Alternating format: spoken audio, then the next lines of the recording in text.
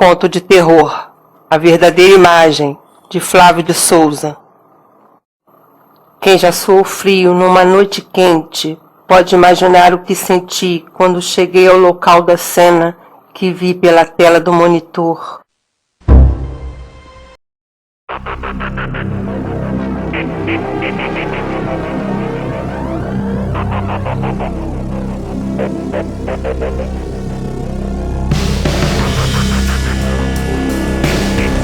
Tudo começou de maneira corriqueira. Minha jornada de trabalho já estava quase no fim. O dia já ameaçava raiar, e eu precisava fazer apenas mais uma ronda para finalizar o expediente. Apesar do cansaço causado pela monotonia, parecia que a noite de trabalho terminaria bem. Quase sempre a ausência de dificuldade era a marca principal numa alternância de canecas de café e sessões coruja na TV. Eu desempenhava a função de agente de segurança num condomínio de casas de alto padrão. Um oásis de aparente tranquilidade para aqueles que podiam pagar. Os muros altos e as guaritas tratavam de isolar a loucura extrema que fervilhava no restante da cidade. Era um bom emprego. Bem, pelo menos o fato de poder trabalhar armado servia para aplacar um pouco a frustração de não ter conseguido ser um policial de fato. Embora às vezes eu me pegasse clamando por um pouco de ação, eu só não sabia que receberia sobre mim, de uma só vez, toda a adrenalina que uma pessoa é capaz de suportar. Agora eu sei que se tratava de um aviso, o arrepio que senti quando olhei para a lua morrendo pelo vão da janela. Eu devia ter atentado para esse detalhe, mas infelizmente não percebi. E antes de sair para a ronda, fui alertado por um fato totalmente inusitado na tela de um dos monitores de segurança. Um casal, totalmente despido, se engafiavam despreocupadamente, apoiado numa árvore, e logo em frente à casa do desembargador. Alcancei a lanterna, pois o dia ainda não havia derramado plenamente sua luz, e parti rumo ao local. Finalmente parecia que a derradeira ronda teria algum propósito, embora o fato a ser repreendido fosse demasiadamente tolo. Percorri apressadamente as 3 quadras que separavam minha cabine de trabalho do ponto a ser averiguado. Estava ansioso para colocar aqueles moleques para correr. No entanto, o que o facho de luz da lanterna clareou estava definitivamente longe demais da imagem que eu esperava ver. A garota? Bem, a garota estava subjugada por um dos braços do seu par, mas o rapaz não exibia os contornos que eu havia visualizado na tela do monitor, pois aquilo que estava diante de mim não era humano.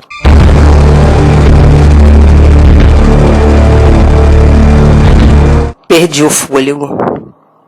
Tentei a todo custo levar oxigênio aos pulmões, ao mesmo tempo que buscava manter a força nas pernas. Eu estava frente a frente com uma criatura demoníaca, sem sombra de dúvidas, e esse fato contrariava totalmente o que até então eu acreditava. Os traços esguios da fera exibiam um tom extremamente enegrecido pelos fios espessos e eriçados que revestiam plenamente a superfície do seu corpo. Ao perceber minha presença, o demônio largou a menina, deixando-a cair no pavimento cimentado, o qual rapidamente foi lavado pelo sangue que esvaía em profusão do ferimento aberto em seu pescoço. Ela estava morta. As órbitas vazias em sua face denunciavam a inexorável verdade. Caminhando em minha direção, o assassino revelava a total natureza de sua identidade. Uma cabeça enorme e canina, de onde um olhar tão vermelho enquanto o sangue recém-derramado se mostrava. A criatura parecia ansiar por mais, por muito mais. Engatilhei a pistola e, sem titubear, acertei 2 tiros na face horrenda do monstro. Porém, ele continuava a caminhar, decidido a pôr um fim em minha existência. Disparei mais 2 vezes. O sangue negro espirrou em todas as direções. Ele me agarrou pelo pescoço. Meus pés deixaram o chão. A rigidez do aperto deslocou meu maxilar. A fera arfava. O veneno do seu hálito me desnorteava ao ponto de quase me fazer perder a consciência. Com muito custo, disparei mais uma vez. O tiro atingiu na parte inferior do focinho. Uma mescla de saliva e sangue passou a verter diretamente do ferimento aberto para a minha garganta. Um gosto amargo parecia destruir minha fé na vida, como se uma serpente se retorcesse em meu estômago. Regurgitei uma massa gosmenta. Eu estava prestes a sufocar com meu próprio vômito. A escuridão nublava minha visão. Não sei como, mas consegui erguer a pistola uma vez mais, ao mesmo tempo que executava o esforço derradeiro. Um grande estalo, que por pouco não arruinou meus tímpanos, se fez ouvir. Então o demônio gritou.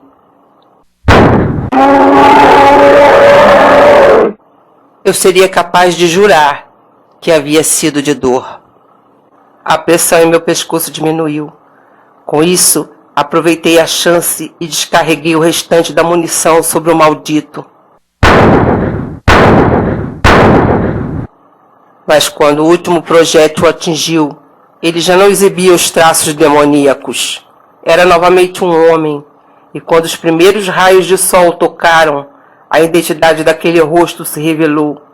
Era nada mais, nada menos que o filho mais novo do desembargador. Ainda abalado, tomei o pulso do rapaz para confirmar a certeza que me dominava. Ele estava morto. O desespero me invadiu. Não adiantaria argumentar. Em qualquer hipótese que eu pudesse levantar, só haveria uma constatação. Minhas balas seriam encontradas no corpo do garoto. Mas havia uma esperança. Todo o monitoramento era gravado. Se eu pegasse o DVD na cabine de segurança, seria possível provar minha inocência, pois o monstro apareceria para quem quisesse ver. Deixei os corpos estirados na calçada fria e corri o mais rápido que pude. Eu precisava colocar as mãos nas provas antes que o condomínio despertasse. De forma atabalhoada e urgente, coloquei a gravação para rodar. Mas, para meu profundo desespero, a figura que avançou em minha direção me agarrou pelo pescoço e foi abatido por minha arma. Não se mostrava como um demônio. Era o rapaz, exatamente do jeito que ele era. Não havia escapatória. Eu seria acusado de assassinato. Tomei o DVD nas mãos e fugi. Seria impossível provar a verdade, e eu não queria parar na cadeia pela morte do filho de um desembargador. Numa só noite, todas as convicções que eu poderia ter acerca da realidade da ficção desabaram sobre minha cabeça sem cerimônias. Então, no anonimato que a clandestinidade, minha nova condição, me impunha, estudei e procurei desvendar a névoa que costuma camuflar a nitidez da verdade que nos cerca. E da mesma forma que um morto-vivo não reflete no espelho, descobri que um demônio da lua não revela sua verdadeira face em outro meio que não seja sobre o véu da luz branca que vem do céu.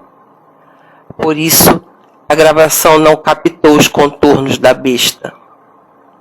Aprendi também que o chumbo pode fazer mal à parte humana da criatura, mas não pode ferir a fera. Assim, com a chegada de um novo ciclo, o demônio inevitavelmente ressurgiria dos mortos, com sua face mais nefasta a homenagear a lua. Mas uma esperança ainda resta: a prata. Essa sim, com toda a sua nobreza, pode pôr um fim definitivo na vida de agouro do amaldiçoado. De poucas coisas posso mergulhar na vida. Dentre estas, os bons contatos que fiz ao longo dos anos, os quais, na hora certa, mostraram seu valor. Enquanto antigos amigos me viraram o rosto, os agentes certos, pelo preço justo, me estenderam as mãos. Sem a ajuda de um excelente armeiro artesão, eu não conseguiria uma peça única e letal para aniquilar o monstro. Posso não ter mais emprego, posso não ter mais perspectiva, ou mesmo uma vida, mas ainda tenho meu caráter, e isso ninguém pode me tirar. Ainda naquela noite, tudo estaria acabado.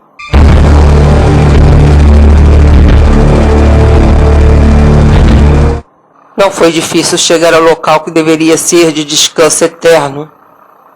O pobre rapaz poderia até não ter culpa pela natureza maldita que eu dominava, mas ele iria pagar a si mesmo. Não seria certo deixar a matança continuar.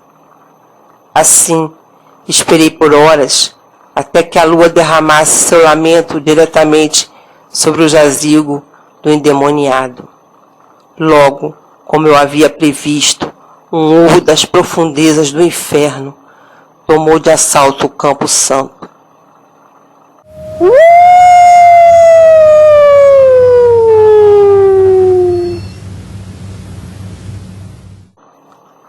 Engatilhei o revólver e aguardei. Não tardou para que o concreto, mármore e madeira voassem pelos ares. A criatura estava livre, e com a vingança a escorrer pela língua que pendia da boca escancarada, ela me olhava. Dentes alvos e longos refletiam o luar. Ergui as mãos, apertando firmemente o cabo de madrepérola da arma. A besta chacoalhava as patas de forma ameaçadora. Mirei no centro daquela cabeça descomunal, mas no instante decisivo não pude atirar. No tambor só havia uma bala de prata. Um único bilhete para a libertação. No fim das contas, um enorme problema. Da maneira mais dolorosa possível, descobri que a mesma lua que despertara a fera dos mortos agia também em mim. O veneno da besta, aquele que caíra em minha garganta em forma de sangue e saliva, corria agora em minhas veias. Ao som de um estalo, eu começava a mudar. Uma escolha estava em minhas mãos.